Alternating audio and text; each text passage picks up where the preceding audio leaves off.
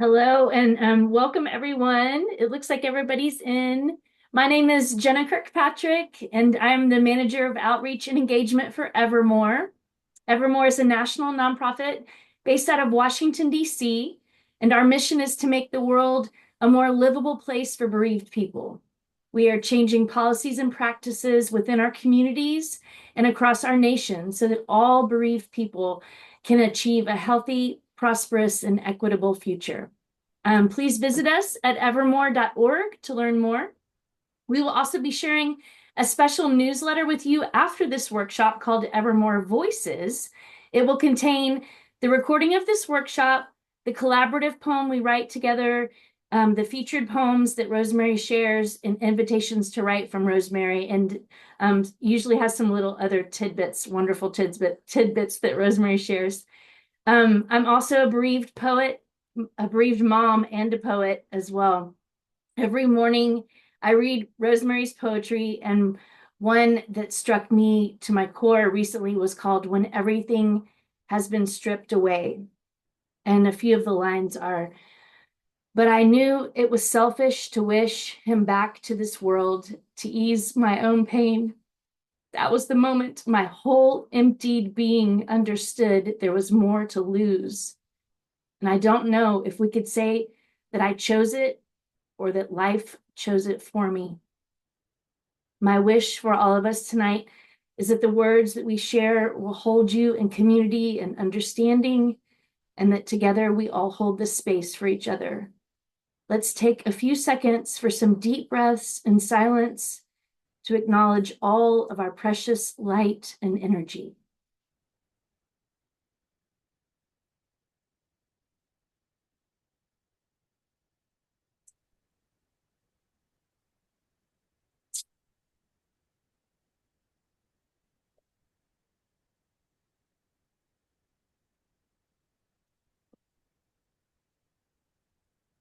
And now I would like to introduce you and to Rosemerry. Many of you guys already know her. Please give a warm welcome to Rosemerry.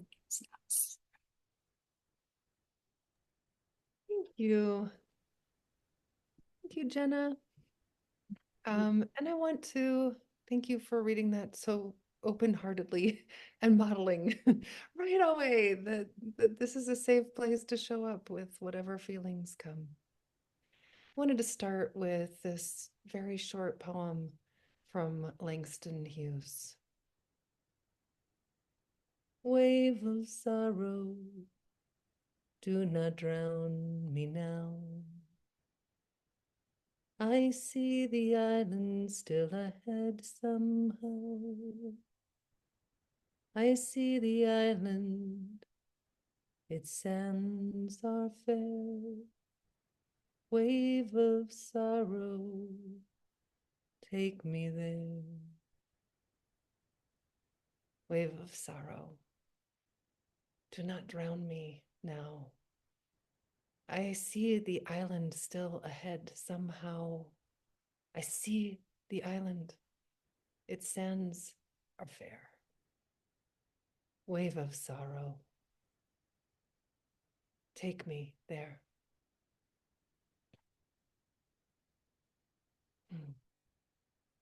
I am imagining that you too have experienced this wave, this wave of sorrow, this sense of almost drowning, this wondering if there's a place to land.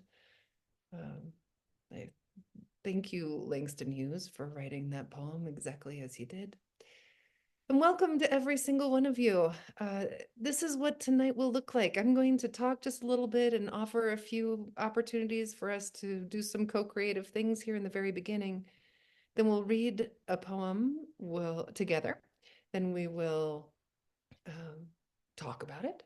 I'll offer some ideas for writing. We'll go off and do some writing for about 20 minutes. I'll say more about that later, but you need to know that whatever happens, not one of us is going to write anything good tonight. Writing something good is not going to be our goal, but writing something true, that's something we can each aspire to. Or maybe not writing at all. Maybe in those 20 minutes that you have to write, you just sit and feel. I say just. That's a big thing to do, to feel. And if you sit and feel, then that is doing the work also. So please know that however you show up tonight in any way, whatever you bring, we're going to welcome all of that complexity, whether it's curiosity and great sorrow and willingness and resistance, whatever you are coming with, you're doing it right. You're doing it right already just by showing up. Then you'll go off and write. We'll come back. We'll talk a little bit about that process, what you noticed about yourself as you were writing. We'll do the whole thing all over again. We'll read another poem. We'll talk about it. I'll offer some ideas for writing. You'll go off and do some writing. We'll come back. There will be a chance for sharing in which you can go into small groups and share, and I will have some very specific directions about what that might look like to make it feel very safe, very possible. But, and if you would rather not share for any reason, this is also okay, and we'll invite you to stay in the main room, just so you know before you start writing that you're not going to have to share anything. So feel free, feel safe to write whatever shows up, knowing that it is really just for you. So that's the course of the evening, and I wanted to start maybe by inviting everyone to, if you are open to it, go ahead and put into the chat bar right now the name of what is it that you're grieving. It could be a person, it could be a pet, it could be uh, something like for our country or for our globe, for the world. So I'm just going to invite you right now to go ahead and put into the chat bar whatever it is that you are grieving tonight. And as we do that, I'm going to light a candle. And if you have a candle, I'll invite you to light yours too. We'll just, if you have a candle, and even if you don't, I'm going to invite you to say the name out loud of whatever it is that you are grieving. Finn and Dad, Kyle, Andy, Joe and Louise, Sari and Lily and Max, Sophia and Gail, Brian, political sanity, Kim, David, my mother, my husband, the dreams of the life I thought I would have, my marriage of 30 years, my son, Zach, my husband of 16 years, Lily, a relationship, the loss of my husband and my mom in North Star, Rowan, my mother, my daughter, my husband, my mother, my father, my sister, multiple things. I won't read them all, but perhaps go ahead in your own mind and maybe scroll through these names and say them out loud in your own room and just giving voice to who is it that we are grieving? What is it that we are longing for?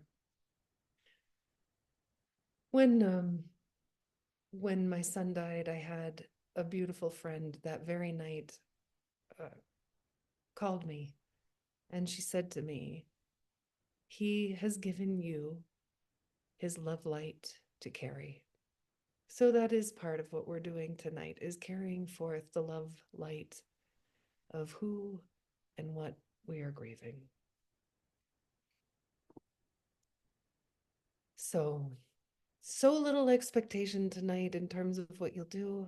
Maybe you'll write, maybe you won't. All you need to bring is a willingness or unwillingness. That's also okay. We won't fix anything. It's not going to make anything better. It's not going to show us a way forward. But what I do notice about writing is that it does help me to be very present with what is here right now, which tends to be, it's an enormous gift, I think. And to this end, one of the most potent practices I had for writing after my son died for almost an entire year, I would write this line, "Today grief is," and then I just fill in the blank. If you've been here before, you've done this with me before, and I'm going to put into the chat bar right now that little prompt. Today grief is, and I'm going to invite everyone to go ahead and fill in that blank in any way that feels right. It could be with an adjective. Today grief is lonely. Today grief is easy. You could fill it in with a noun and make it a metaphor. Today, grief is a garden. Today, grief is a pink eraser that's erasing what I thought I knew before. You could fill it in. There's just infinite ways to fill it in, and whatever way you do it, you can only do it right. But in this way, I'm going to go ahead and read as many of these out loud as I can. You will have access later to the chat scroll so that you'll get to see our grand poem that we'll create together right now. Today, grief is heavy. It's sadness and weighty. Today, grief is making me want to cry about every little thing. Today, grief is present, here, potent as tomorrow is 2 years. Today, grief is heavy. It's being a mother. It's tears in the shower. It's emotional. It's surrender, a snowstorm. It's familiar. It stings. It's an ice cave. It's waves. It's endless memories. Today, grief is patiently waiting, a mystery. It's unknown, it's tight, it's water in my heart, bearable and complex and vast. Today, grief is lonely, unexpressed tears. It's bearable, it's a blow to the gut, it's muted but ever present, it's eerie. It's coming to light, it's fear, it's meeting a mystery unfolding. It's 33. Today, grief is manageable, soft and present like a blanket that surrounds me. It's a simmering volcano. It's a wave of sorrow that's not as overwhelming as it was earlier. Today, grief is a shadow in the corner of my eye. It's dumbfounding, not as heavy as sometimes. It's making me tired. It's sitting next to me quietly and patiently and lovingly. Grief is making every emotion feel raw. It's deep in my belly. Today, grief is Craig. Today, grief is shared. Today, grief is showing up in my dreams. It is cold sky and dark. It's a rope. It's dewdrops on purple petals in the spring. It's a companion. Today, grief is the yellow Mexican marigolds. It's imperfect, painting without you. It's messy, like me. It's elusive. It's insidious. It's your smile over my tears. It's at the edges, hiding and waiting. It's gut wrenching. It's waking up from dreams. Today, grief is lonely and foggy and loud. Today, a good grief is letting go of what I thought it would be. It's hollowness, heavy, all encompassing, dark, deeply sad. It's tears flowing, it's softness in my heart. It's elusive, it's waves of sorrow for the loss, and at times, gratitude for memories. Today, grief is a word. It's my shadow. It's sitting in my jaw. It's knocking on my chest. It's wary of being here, present and grateful for attention. Today, grief is feral. It's suffocating. Oh, friends, thank you for every one of those responses. And as I noticed, and as I'm sure you noticed as we read them all, look at all of those different expressions of grief. Not one of them more true than another, right? Every single one of them true, equally true. Sometimes we feel them all at once. Sometimes just one seems to linger and we're, oh, is this ever going to end? And then it's another. And then we want, maybe it's a sense of grief that we would like to stay with. It's just so interesting noticing how many ways it shows up. And I will say that this particular little exercise today, grief is part of the reason it helped me so much, especially in the beginning, was that I could notice how different it was from day to day.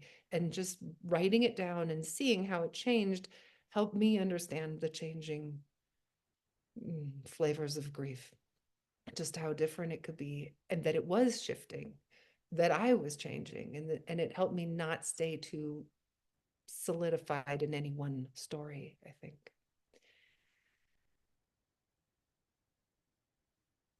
So I want to also invite everyone tonight. I think many of you have been here before. Thank you for coming back.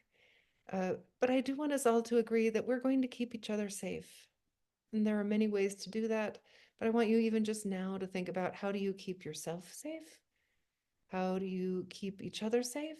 What does that look like for you? You don't need to share it. Just think about, what is it that you do to treat another person in this time together with respect, with kindness?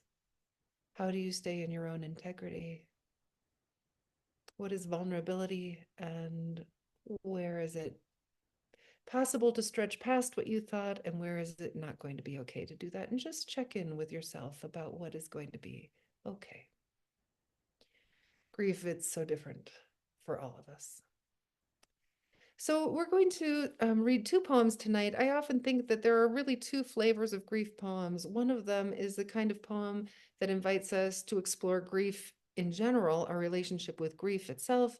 The other is a kind of poem that allows us to explore the thing it is or the person it is that we're grieving. So we'll do one of each. And we're going to start with the first kind, or the second kind that I mentioned, where we're going to really look at what is it to, who is it we're missing, what is it we're missing, and um, and explore this. So we'll begin with a poem called The Lost Brother from Matthew. And I'm going to ask a couple of things of you. I'm going to always be asking people to help by reading poems. So if you would go ahead and use the chat, or the reactions bar at the bottom of your screen. I'm not going to be able to see everyone's hands when they go up. So knowing that I can't see your hand, please use the reactions bar, or if you're unable to find or use the reactions bar on your computer, you can type your name into the chat bar and I'll find you in this way.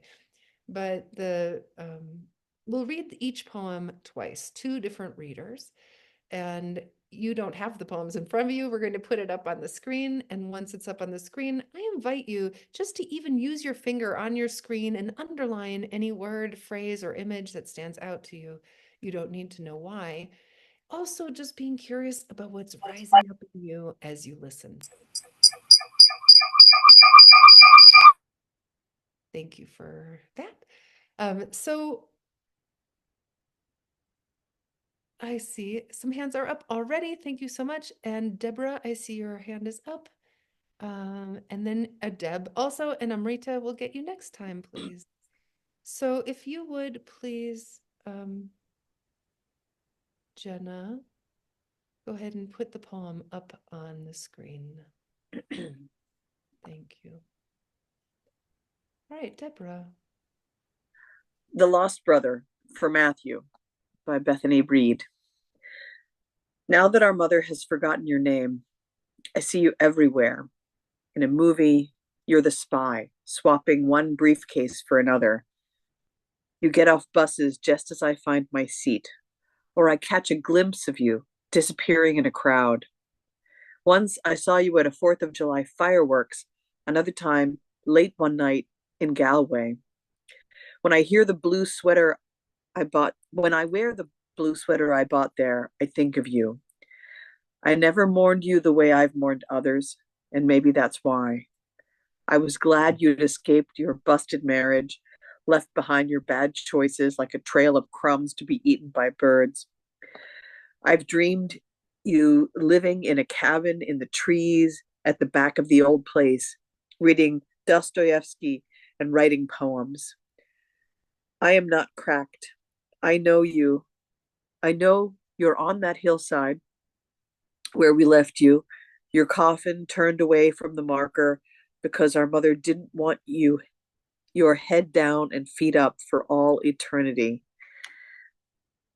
Even that secret has a way of animating you as you might sit up, dust off your hands, as if you might sit up, dust off your hands, and that's that. Step back into your life. Our common ground was always a raft. I'm going to need you to scroll that up because I can't see some of it. Thank you. Our common ground was always a raft of ice. With you gone, it's broken smaller. I am tired. After all these years of, am I tired? After all these years of carrying you with me? I'm not. You weigh nothing. A hole in my pocket. I never forget that you're not there. Beautiful, thank you. And Deb.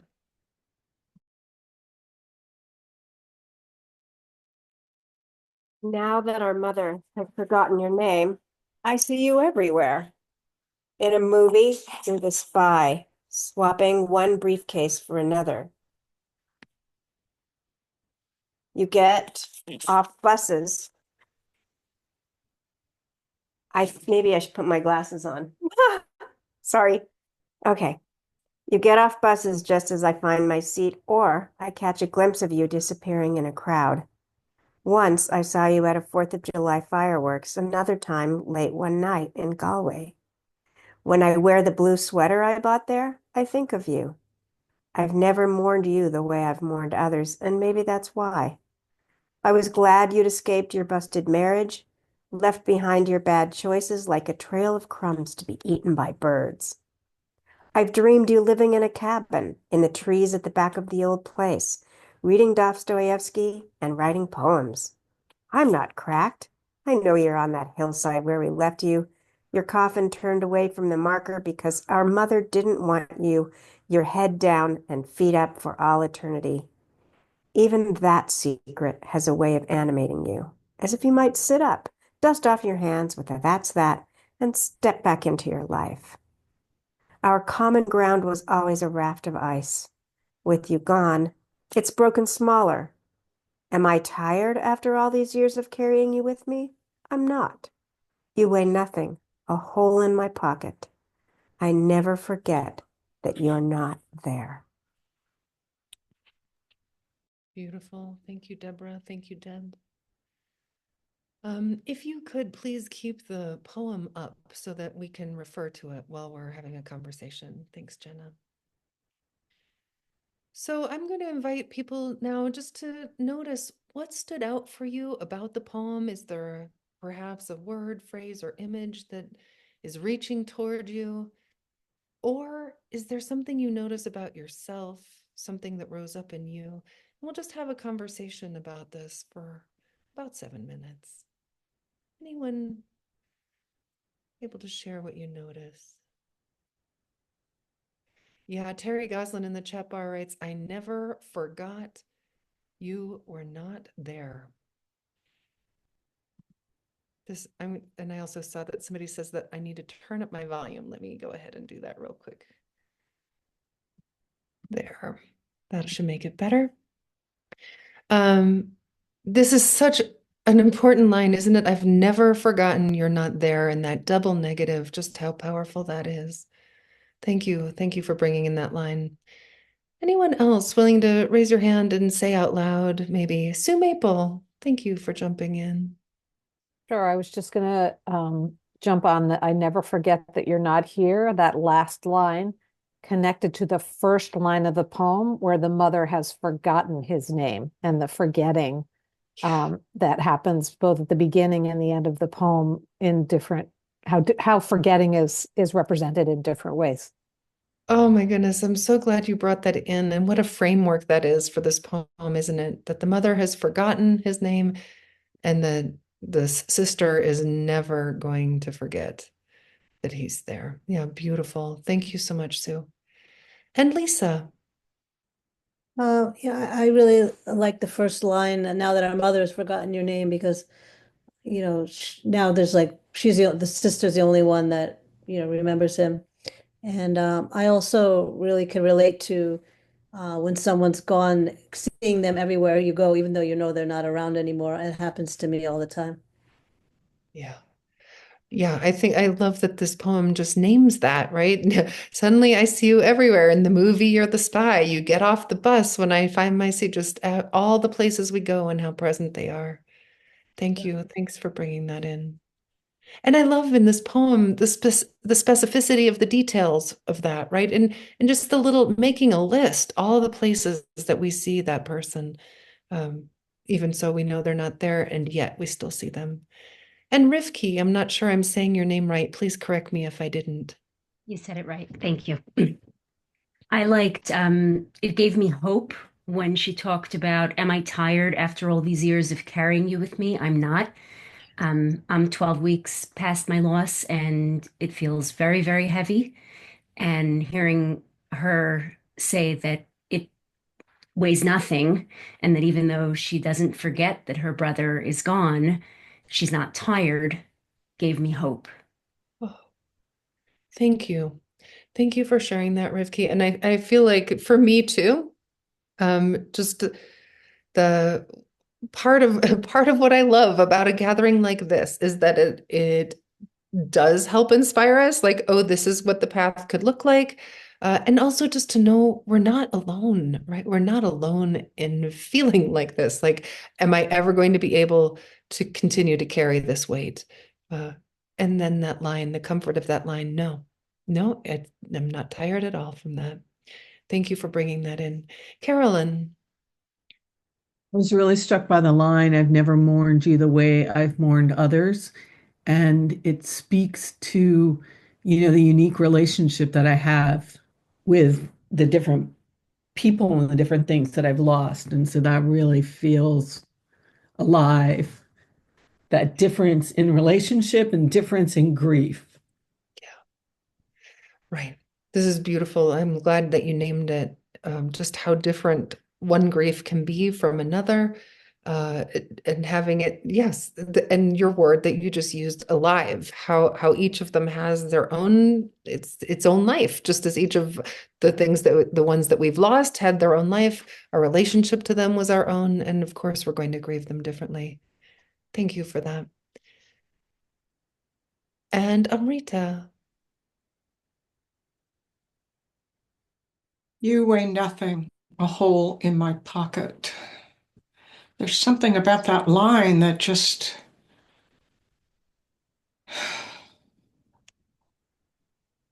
well, that's what it did to me. It drove me to silence. Beautiful. Thank you. Thank you for sharing that one, Amrita. For me too. The presence of it and its absence at the same time. Exactly. Thank you. Antonia. Hi. Um, the line, I've dreamed you living in a cabin in the trees at the back of the old place. Um, I lost my brother and I don't know if I've allowed myself or I've never thought to think of him where he'd be now, other than I think I've made it better for myself by thinking, oh, well, he would have gone into the same old patterns and sort of thought, brought up the worst things, you know what I mean? So that it like makes me feel like, oh, if he was here, he would just be doing that same old stuff. Instead of thinking like, where would he be? Where would he be? Like what could be the possibility? And I don't know that I've never thought of that. I've never thought to think it. And I wonder if my heart's even held me back from doing that. So I really appreciate that. Wow, and I really appreciate you bringing this in. I think this is a complex one for me too. I have a complex relationship with this kind of imagining. Um, I think that sometimes it can be extremely painful to do this and kind of putting us in that what if space that can yank us out of the present and um, oh, I'll never get to, it can almost bring in a kind of pain, its own kind of pain to imagine what isn't. The one thing that I loved about this poem was that it actually felt like it brought it in a way that had some pleasure in it. So this is just something to notice. I love that you bring in the if he had continued on the trajectory that I'm what I'm hearing you say is if he had continued on this trajectory, it wasn't going to be pleasant. So that it's almost like imagining a whole nother life than the one that was actually on target. Mm-hmm. So this is an interesting exercise that may or may not serve us. It's something for each of us to notice. Thank you so much for bringing that in. And I see there are 9 hands up right now. Oh, friends, I wish I could call on everyone. And we're going to have to, what I would like to invite you to do is go ahead and if you have a comment, please put it in the chat bar. I'd love to read them. But right now I'm going to ask keep it on me just for a second and maybe queue up the writing invitations. Before we go into some writing, I just want to share a few things about the writing practice, and then we'll go off and do some writing. So, as I said earlier, please know that the point of tonight is not to write anything good. The point of tonight is just to show up and wonder. And a blank page is a wonderful way to do that. Sometimes a blank page can be intimidating. If absolutely nothing happens, this is totally fine. If you write something, this is fine too. If you write something and cross it out, this is also fine. If you don't ever stop writing, you just keep writing, this is also fine. You can only do it right tonight, whatever you do. The other promise that I love to make myself is that I don't know the ending when I start, that I allow myself to be surprised by what happens. This is one of the greatest gifts that writing can give us, is it brings up what we did not yet know was here. So if you already think you know, I'm going to write about this, that's okay. I go ahead, but then continue past what you already know and see if anything else shows up. So if you would go ahead, please, Jenna, and put the writing invitations on the screen, and I also just put them in the chat bar.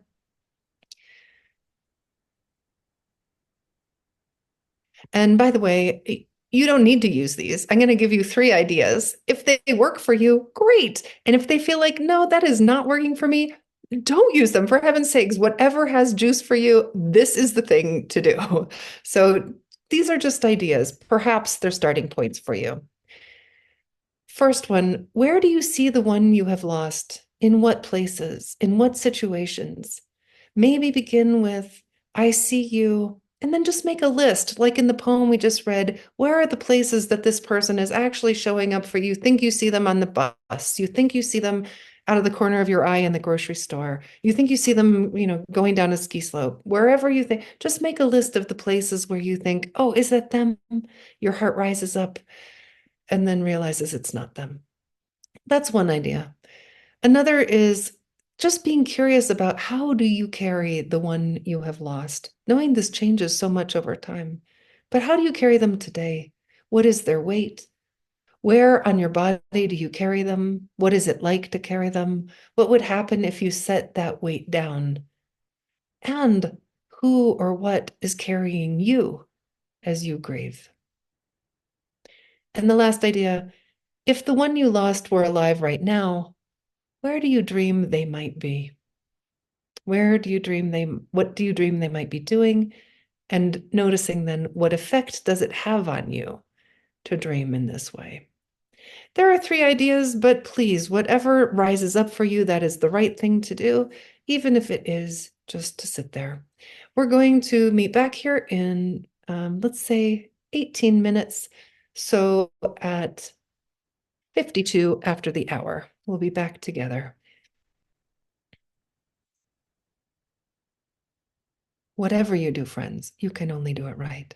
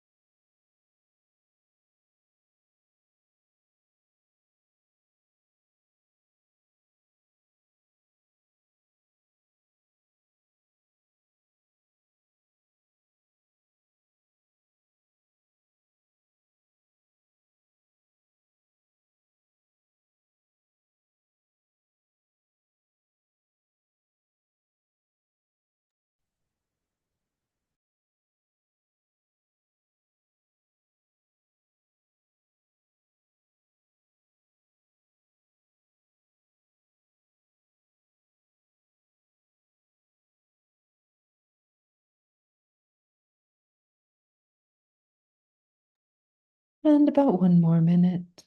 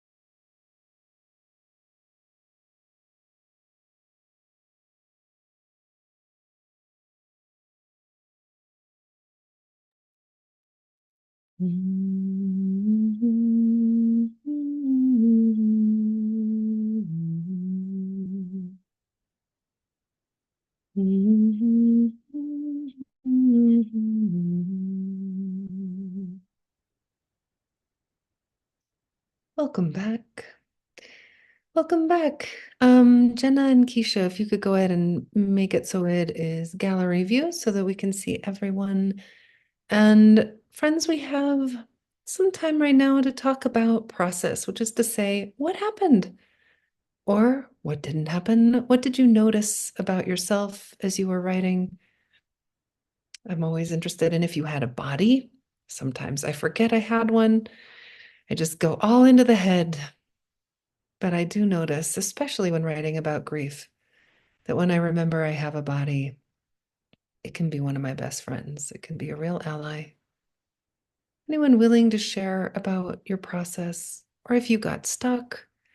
I love talking about stuck. My new euphemism for stuck is wandering. Were you wandering? Thank you so much, Merb, for joining us. You'll need to unmute. There you go.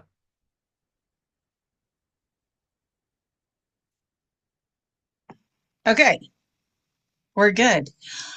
I felt like, so I went with the ICU and I got to spend the last 18 minutes with my daughter. I felt like we were just together. And how I see her, how I saw her yesterday, how I saw her over Thanksgiving, how I saw her when she passed in January.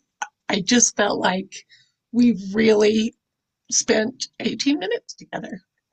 So it was a great prompt, and I'm super grateful. Thank you. Thank you so much, Merb. You brought me to tears.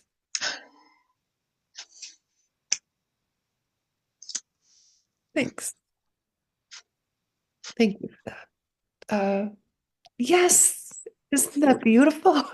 Isn't that beautiful that that can happen? That there are ways to bring our beloveds back. Thank you.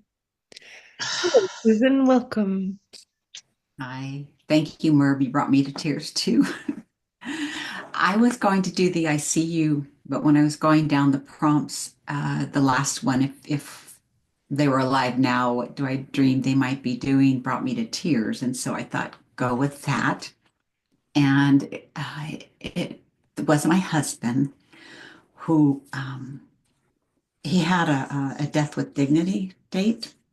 And so, and he did really do okay until the final week or two, but he was revisiting everything that he had wanted to do, learn the guitar, learn the piano, things like that. But he kind of had one day or 1 hour to do the different things. And so it was really nice though, because I saw him that as that happened, just noticing him enjoying himself.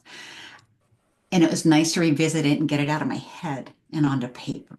So thank you very much for the prompt in the poem too. Thank you. Thank you, Susan.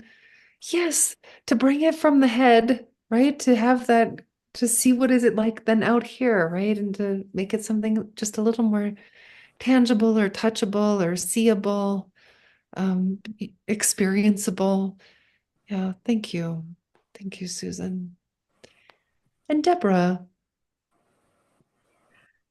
So I was drawn to the prompt of what would you be doing, which is a place I go often because my nephew took his life at age 16, and I have nephews on my wife's side who are just a few years older than him. So every milestone that they have, I imagine Christopher and what he would be doing. So I let myself write all that. The two beautiful boys, young men in of my living nephews, are both married. One just became a father in October, and one just announced at Thanksgiving that they're having their first child in June. And it is my only brother's the only siblings, only child we lost in Christopher. And I wrote about it at the time about this family tree that ended.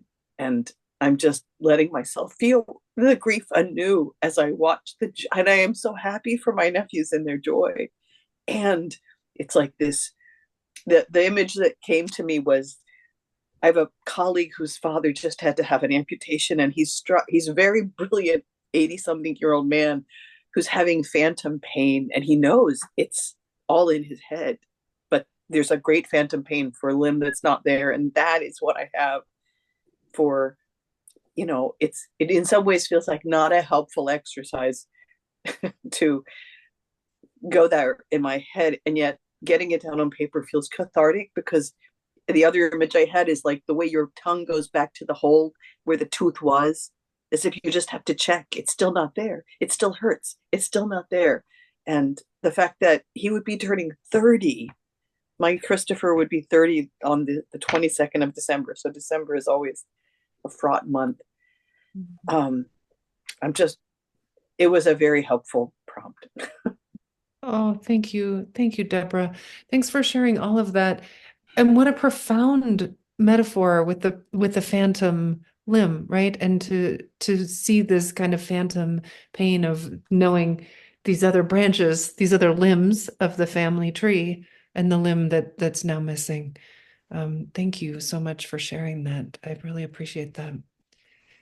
And Susan, I wanted to say something else. I meant to say it earlier, but I just appreciate that you shared that there was one that made you cry and you turned toward it. And I just want to honor the bravery of that. Thank you for sharing that you did that. Juliana and then Barbara.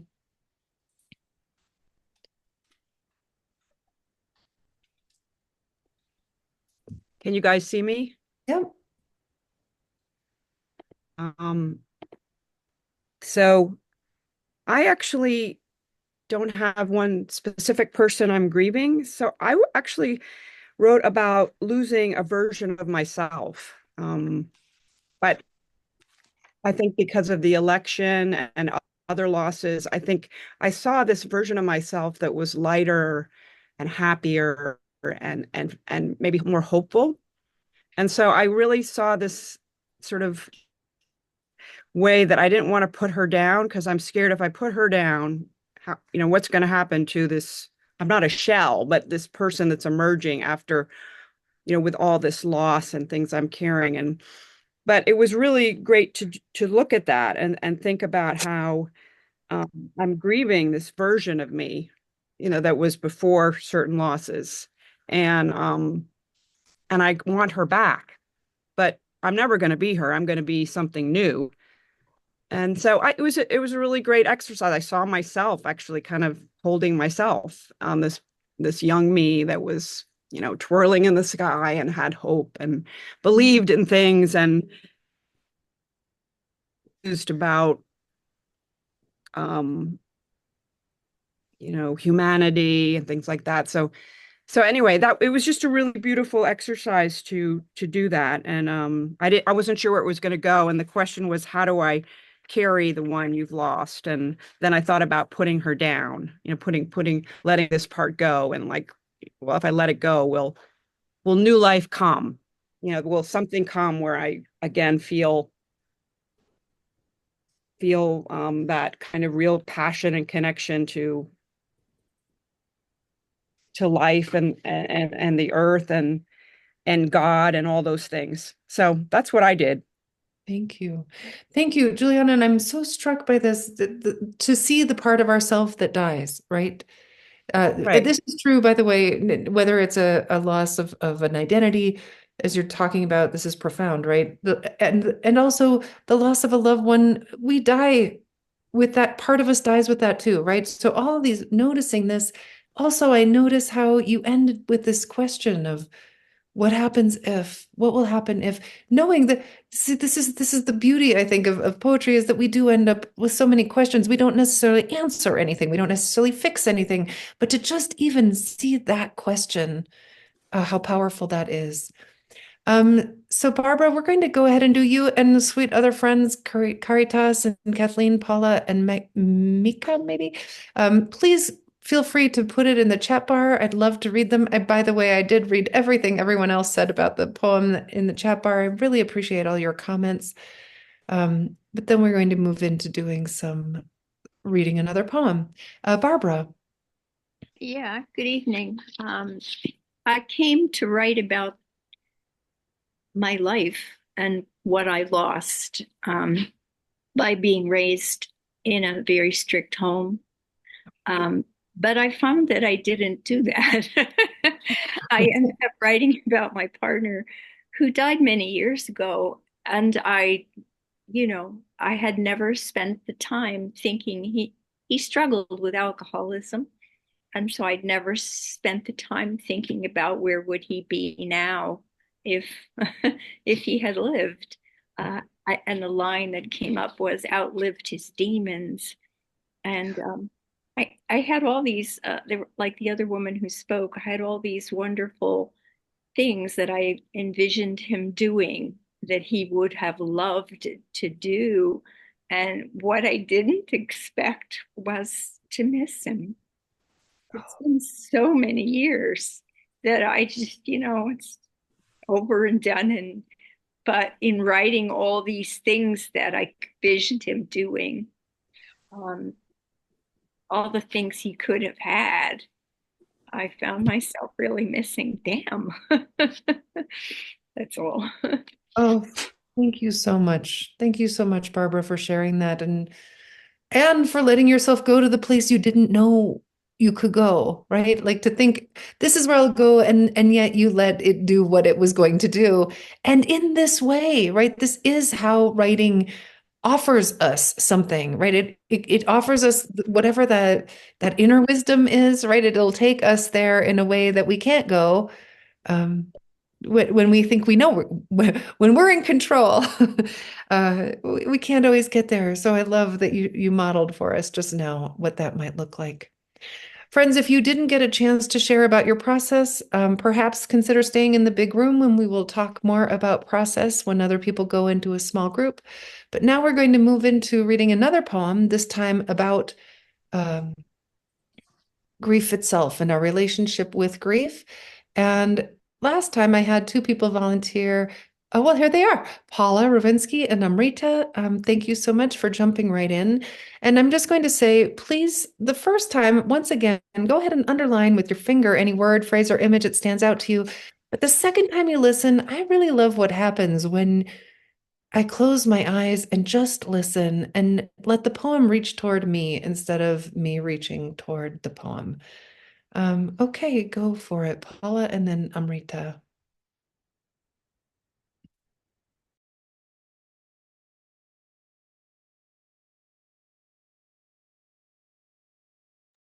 Are you there, Paula? There we go. I didn't unmute. I started reading, and I thank you for reminding me. No Matter What They Say by Rosemerry, Wahtola, Trommer. I hope I pronounced your name correctly. Amazing, you did. You do not need to get over it. You will carry your grief and be carried by loss. In any way, the carrying happens, as if you had a choice. Grief builds rooms inside you no one else will ever see, rooms with doors only you can pass through, filled with songs or silence only you can hear. Rest here or dance here, shout, or whisper, rise like milkweed seeds on the wind, or lie, here you can only do it right. Here there are no other eyes or ears to tell you what to do, or how long it will take, or what choices to make. And if you are weeping, weep. And if you are dry, you are dry. The rest of the world can talk about stages of grief and how it should be, but you do not have to listen.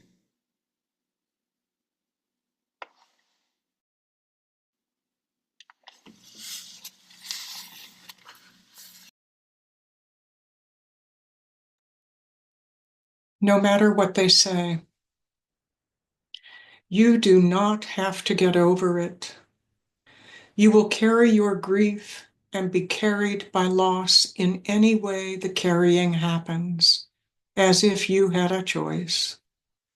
Grief builds rooms inside you no one else will ever see, rooms with doors only you can pass through, filled with songs or silence only you can hear.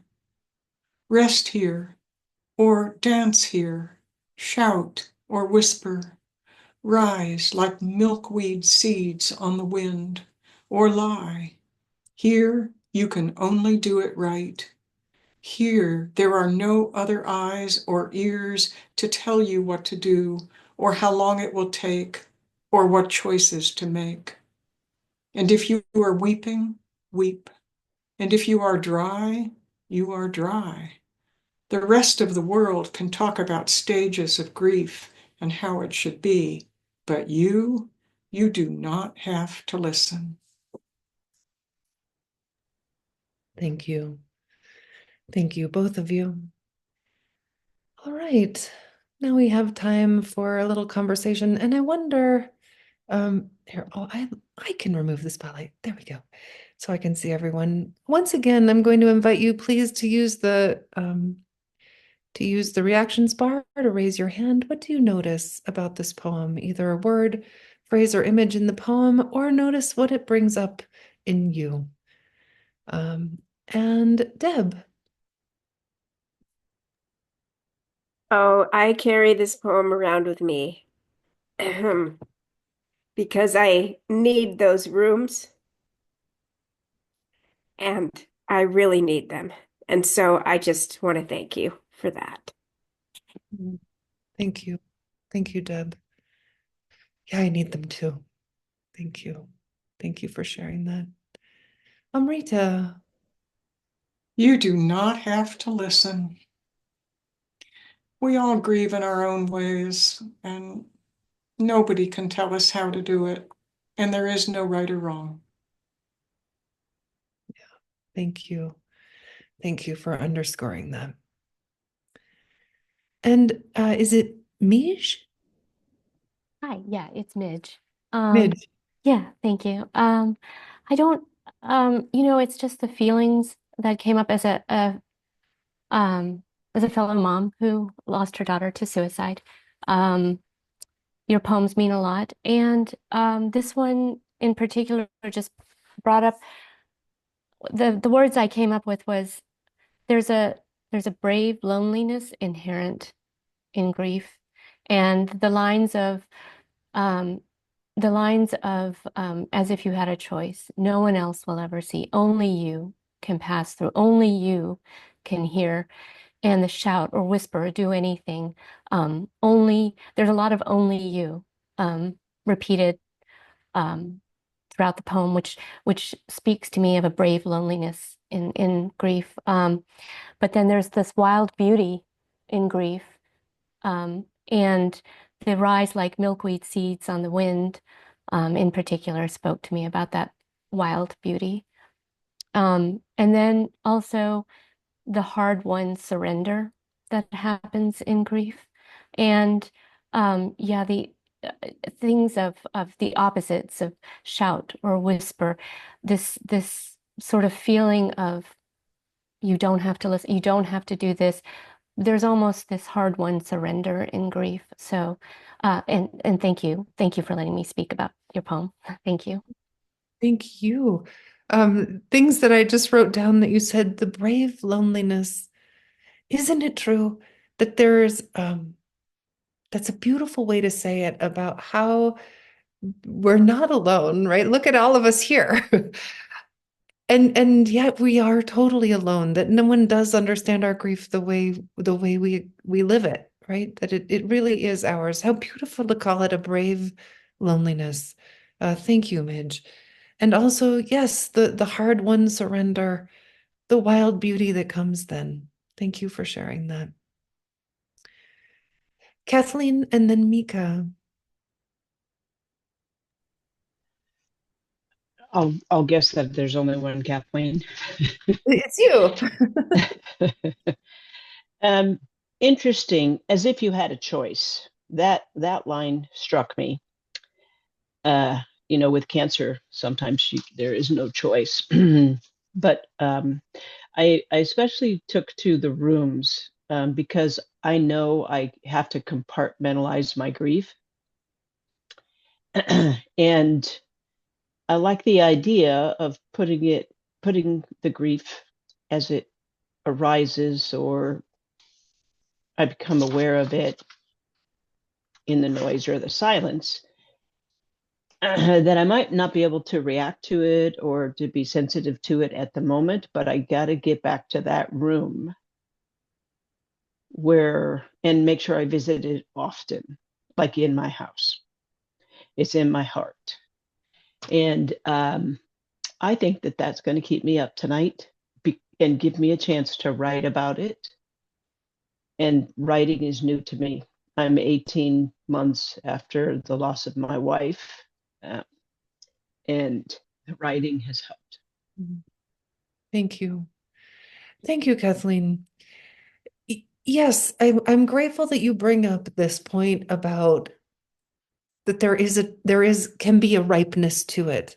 Maybe it isn't now, maybe it's later, right? Maybe I can't meet this right now, but I know that I'm going to come back to it later, and to allow the self to not have to rush through that door when it isn't okay, but to know that you have the chance later that you will come to that door and walk through that door and walk into that room.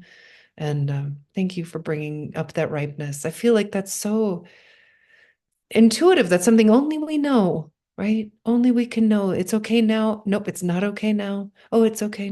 Just to thank you. Thank you for bringing that in. And Mika, and let me know if I say your name correctly. Yes, you said it right. It's Mika. Um, the lines that stood out to me the most were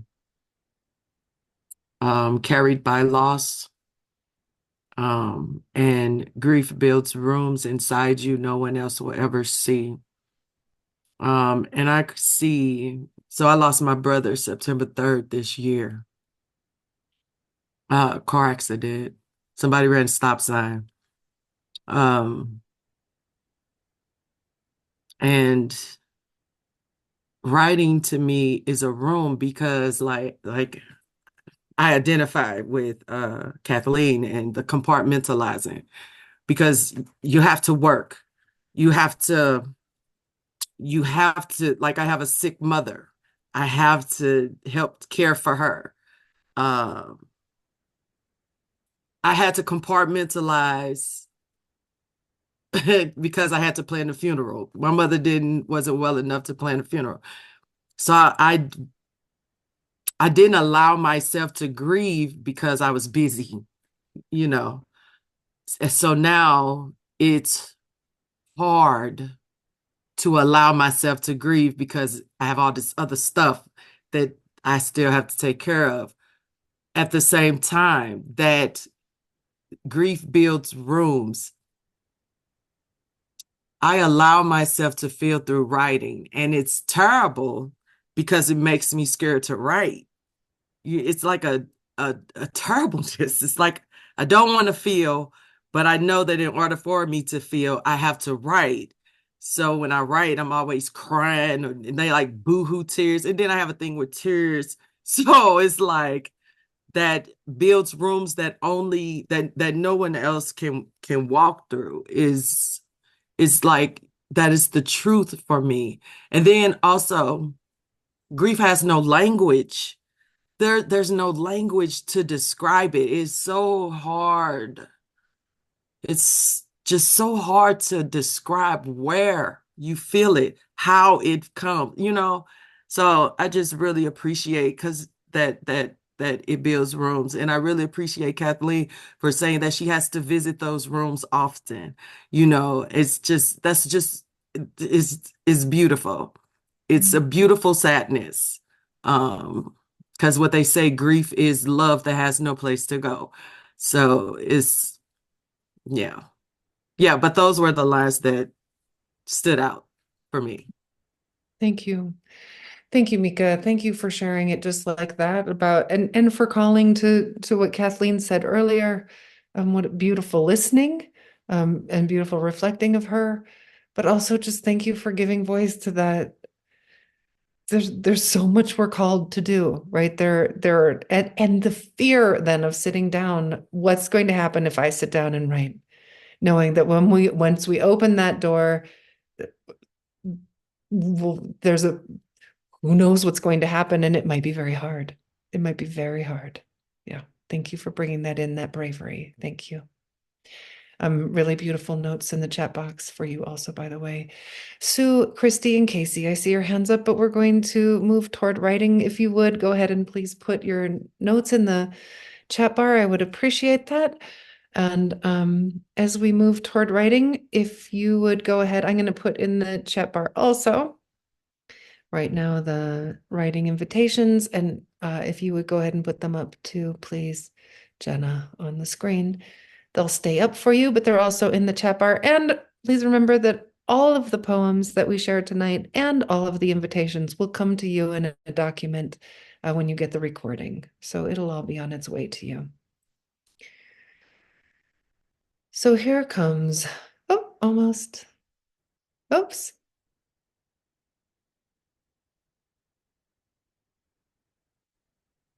Thank you, Jenna.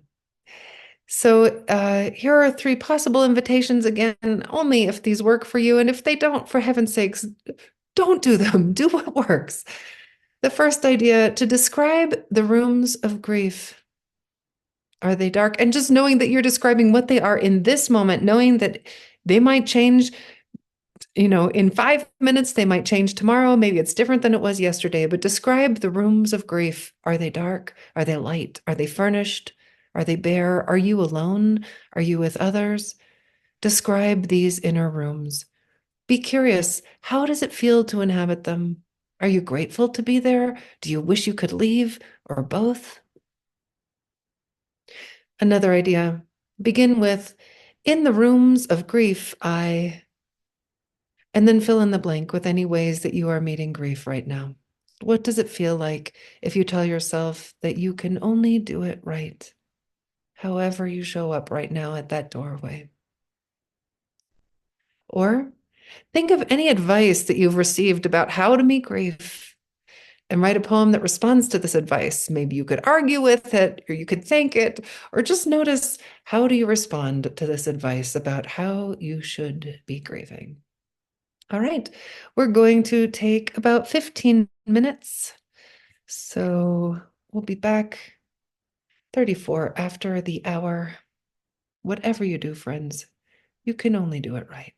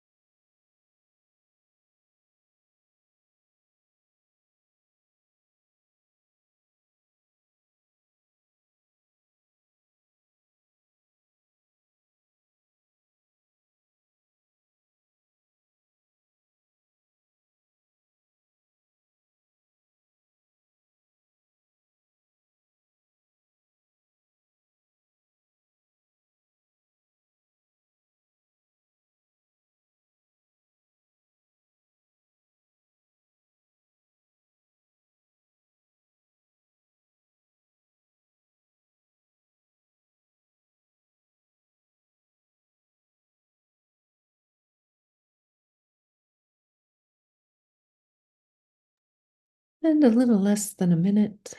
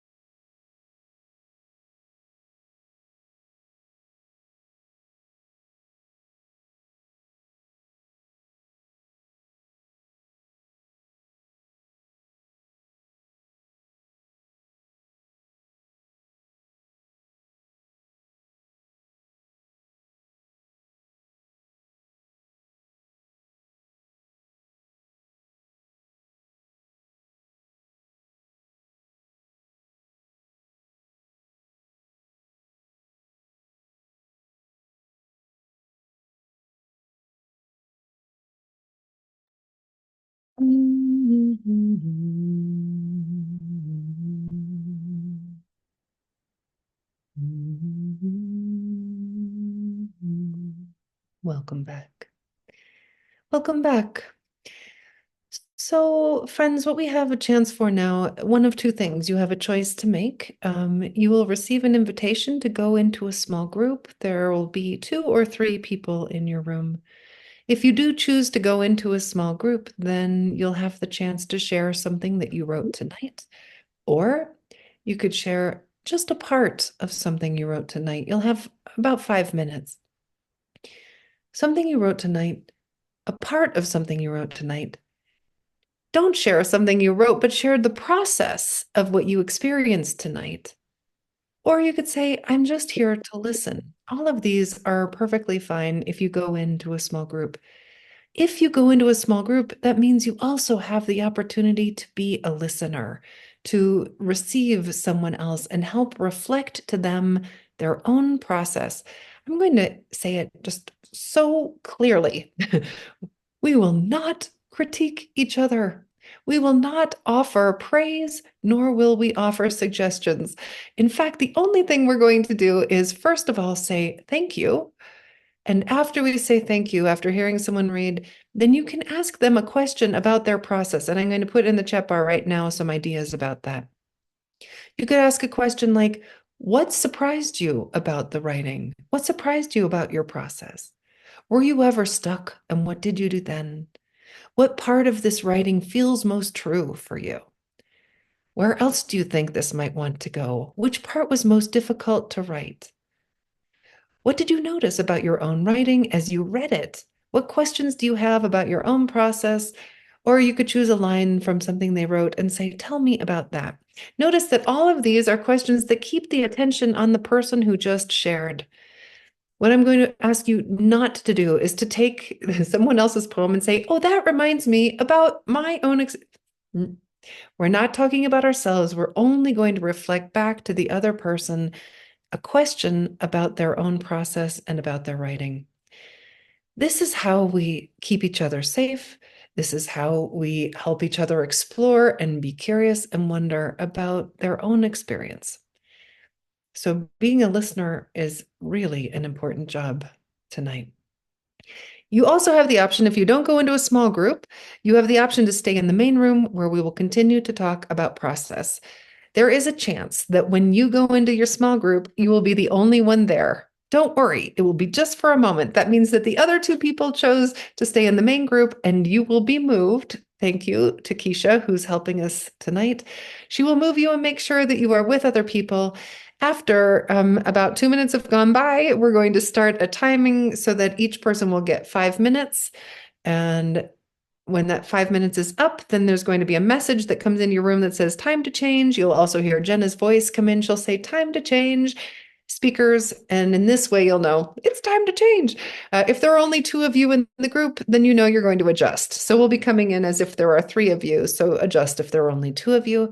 And before we go into the small groups, I'm going to ask each of you to repeat these words after me. Of course, no one else can hear you. You're in your own space. But you know that you're making this promise to yourself and to each other. So this is something that I've adapted from Bill Plotkin of the Animus Institute. Please repeat after me. Are you willing to listen with the ears of your heart to the other voices of yourself speaking. And with that beautiful promise to yourself and each other, please choose to go either into a breakout room, you'll see the invitation showing up right now, or stay in the main room where we will talk about process.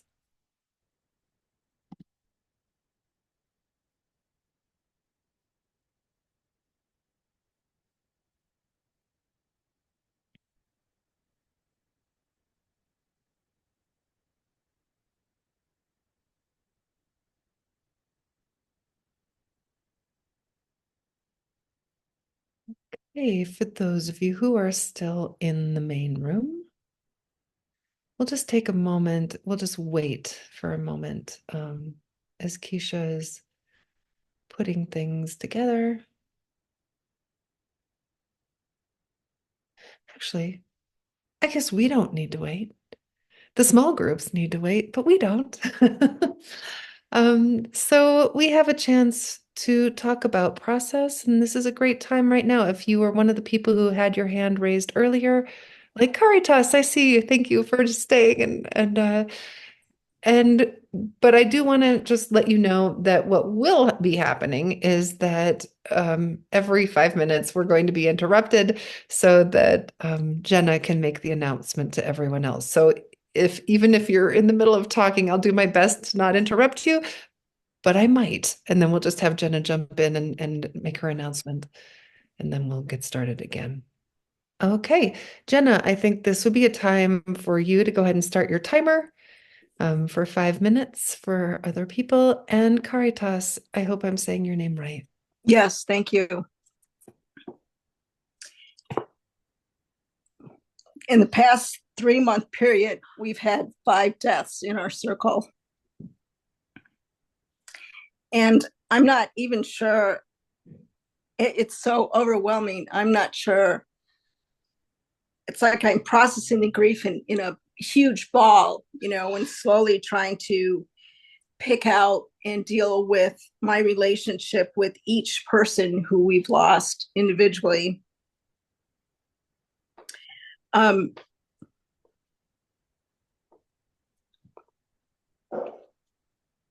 So what I did is I described the rooms of grief for each person, and it helped me focus on who they were, at least start to see them that way. And I'll say their names. One of them, True, her room is an atrium. It's full of light and flowers and green plants and a table where you can sit and have tea and read quietly or with someone. She loved to talk to people, and she would focus on every individual and talk to anyone and everyone she ever ran into. We lost our financial advisor of almost 30 years who had become a very good friend. I have him in the study. We lost our dog of 17 years, and he belongs in the yard or at my husband's feet or wherever anybody had food. Within 3 weeks of each other, I lost my mother-in-law and my father-in-law, and they are kind of old school masculine and feminine. So I have him in the office in the den, and I have her being most comfortable and most herself in the kitchen and in the formal dining room. She loved to entertain very formally.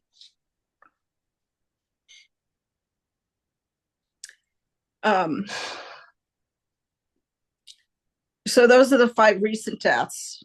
And then 4 years ago, I lost a sister to suicide 10 days before Christmas. So her anniversary is coming up. And I have her in the attic or the basement where it's dark and musty and things are unfinished and there's hidden cupboards and secrets. And I found in the rite that we did earlier, and more so in this one, that of all these other deaths, and it might be because they're so recent and I haven't really processed them, but in my heart, my sister still weighs the heaviest of all of them, you know, of the other five combined. And I think it was because it was a suicide. There's so many unanswered questions, unknown things. Her suicide has torn my very large family apart in their difficulty in honoring her final wishes. I come from a very large family, and I have had 3 or 4 relationships in my family end because I choose to honor what my sister wanted, and they can't accept that for me. They can't accept that for my sister. They're very angry and upset. So that, I mean, I know I carry her death very heavy, but that it seems to weigh heavier than all the other ones combined was a bit of a surprise, even after 4 years of dealing with her death. I'm a poet, unpublished. Caritas, I'm going to stop you just for a moment so that Jenna can break in.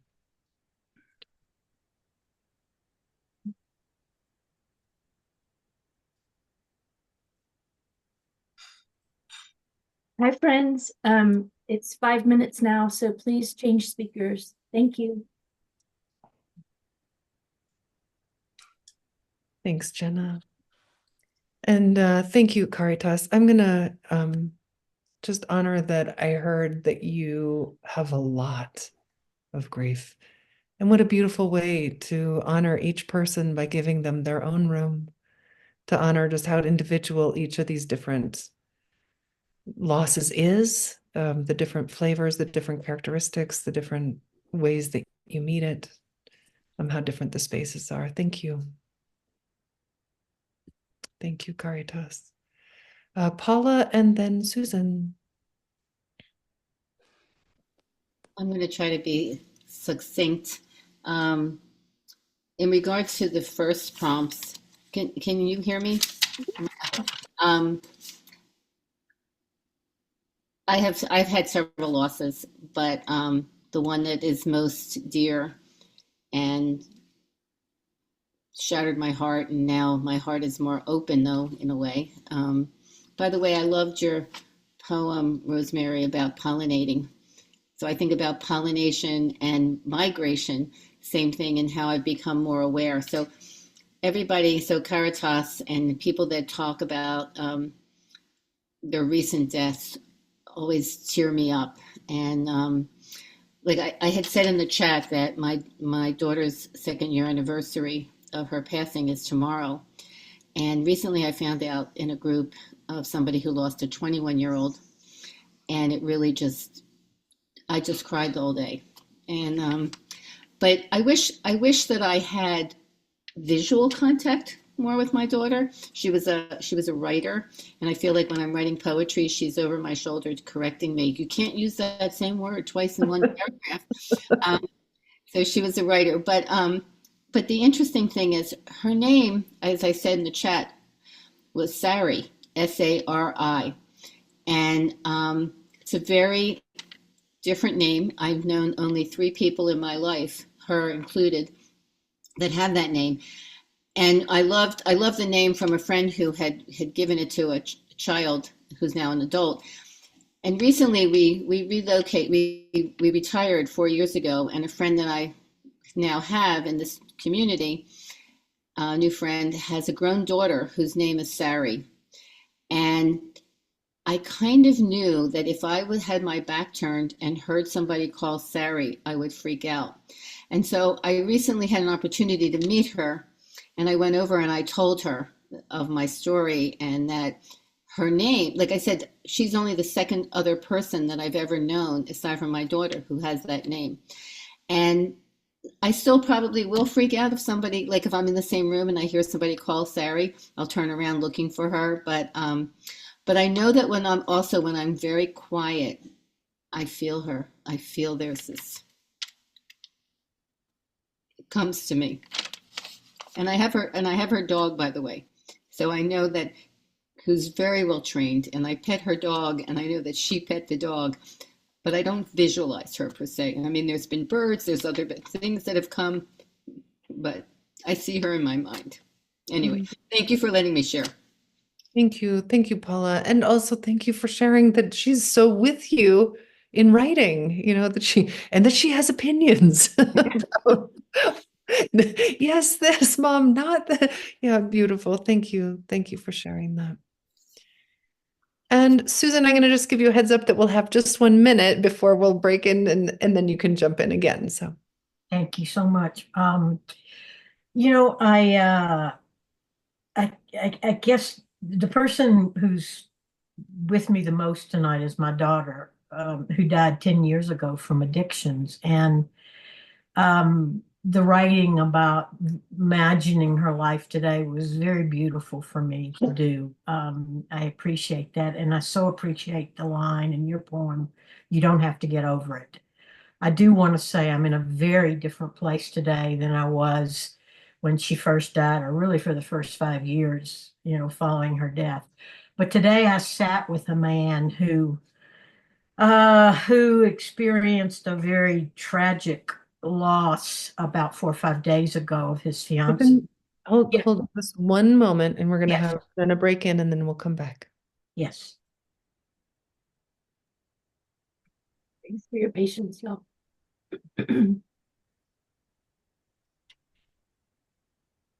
Hi, friends. It's been 5 minutes, so please change speakers. Thank you. Thanks, Jenna. Okay, Susan, come back. You were saying. I was saying that today I sat with a man who had a very traumatic death 5 days ago of his fiance dying in their bed, and of addictions. And he's in, as we all know, that place of unbelievable, overwhelming sorrow and grief and guilt, because she had asked him the night before to take her to the hospital, which he had done so many times in dealing with her disease. And it was incredibly difficult and painful to be with him. And yet it also helped me realize I'm not in that place today, that I could be there with him, that this healing does happen over time, even if we never get over it. That I'm grateful that I can be there for him. And he said, "How can you help me?" I said, "I can be with you here. I can be with you as best I can through this, today, whatever." But at any rate, I just wanted to share that because it was very hard and it shook me to the core. And yet I'm okay. I'm not back in my place of extraordinarily overwhelming loss and grief that I was when my daughter died. Thank you so much. It makes me want to cry, all of this, but Thank you. Thank you, Susan. Thank you for sharing that we can be here for each other and that it does change, that it changes over time. Yeah, thank you so much. And Marcia Lee. Hi, I'd like to share what I've written today in response to, I've had many losses. My main loss is my son, Tommy. I see my son, Tommy, at weddings as the groom, at baby showers as the father-to-be. I see my son, Tommy, as the victim in violent movies and other violent situations. My son is ever present. I carry him in my stomach, a dull ache. The weight isn't as heavy as it once was. If I set my grief down, I'm afraid my son will be forgotten. Kevin carries me. The coalition carries me. I'm alone in my dark room of grief. At night in bed when sleep refuses to come, my room is dark. Sometimes my room is light. When I'm out and about enjoying the sunshine, I remember. Then the day clouds over. Mostly I am alone. I am grateful for the love I feel, the sweet memories. To keep my sanity, I don't respond to advice. Thank you. Thank you. Thank you, Marshall. I heard this line. I'm afraid that if I put him down, my son will not be remembered. Thank you for that. And Casey, I think you'll be our last person. I think people will be coming back in about 1 minute. So. Well, Rosemary, hi. It's so good to see you, and thank you so much for the amazing poem. The in the writing, just before the poem, I had been describing dancing with my late husband, and your poem opened up this possibility that we can always be dancing in one of the rooms in my house. That feels so good. And I don't know if you intended this or not, but the first line reminds me of Mary Oliver's "You do not have to be good," and then the House of Many Rooms reminds me of Rumi's Guest House, and so I feel these tendrils to other poems that are so meaningful to me and relevant. Isn't this love? I love the way poems speak, across each other and just have resonances with it. And we're just so, I don't think it's possible to hear that syntax without, thinking of of Mary Oliver, you do not, and instantly we're like, have to be good. It's right there for us. Thank you. I hadn't thought about the guest house of Rumi, but of course that's in there too. All those rooms and us being that guest house. Yeah. And also, thank you, Casey, just for sharing about, and this is so beautiful, about how in that room you can always be dancing, right? That's a possibility forever. Yeah. Thank you. Yeah, thank you. Friends, we have 22 seconds before everyone comes back. So I probably too quick to have anybody else jump in, but I want to thank every one of you who stayed here in this main room and everyone who's shared something about your process, everyone who's listened as we share. Thank you for bringing your attention. And here they come.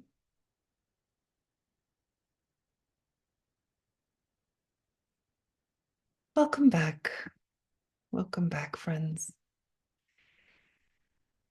So we have just a few minutes, four minutes to, I'm going to ask you to reflect on what are you taking away from our time together? Is there something someone said? Perhaps it's an experience that you had. Maybe it's something that you yourself wrote. Maybe a line from a poem. And go ahead and write it down for yourself. Or, like Lynette, you could put it in the chat bar, or you could raise your hand using the reactions bar because I won't necessarily see your real hand. And anyone willing to share something that you're taking away. Diane. Oh, you're on mute, sweet friend.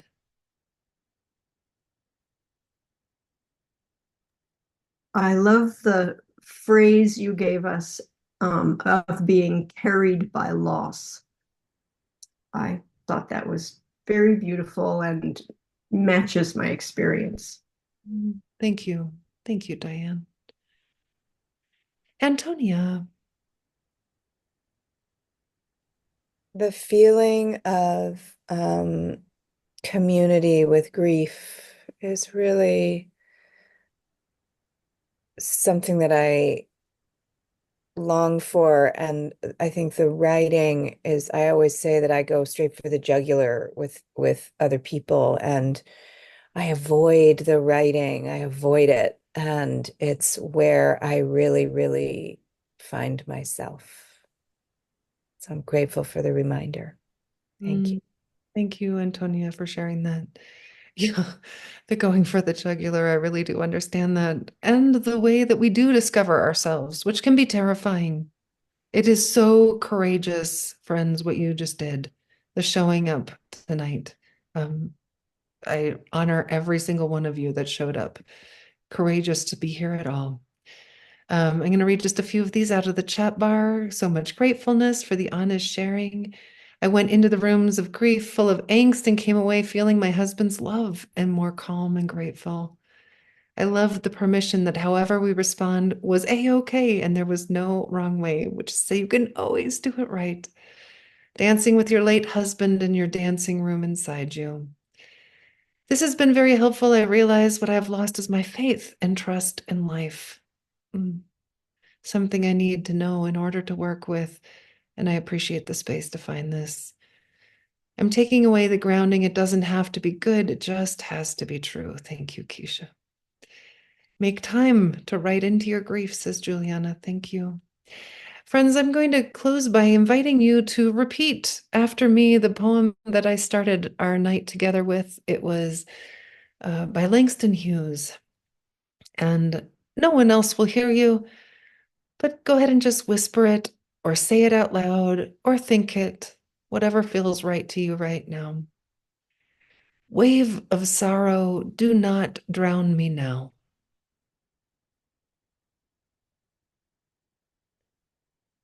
I see the island still there somehow. I see the island.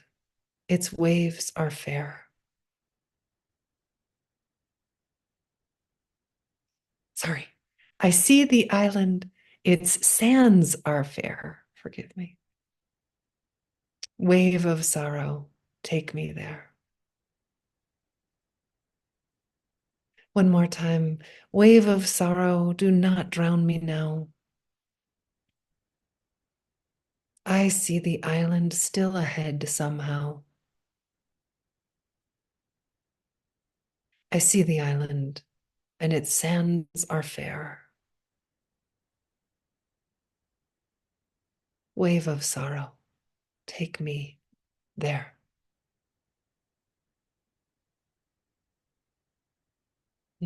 Thank you. That poem will be included with the rest of the poems, so it'll be there for you.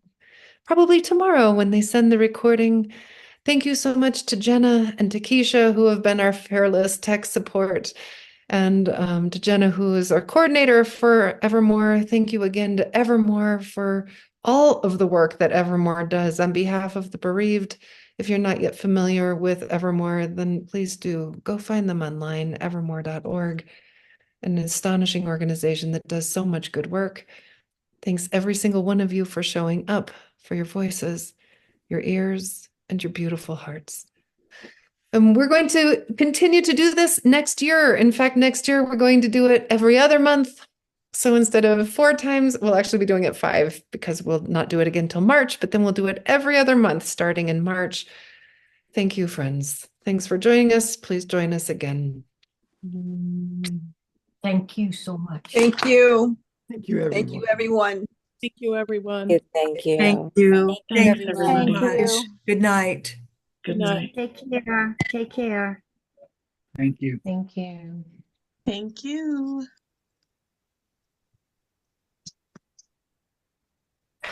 Night.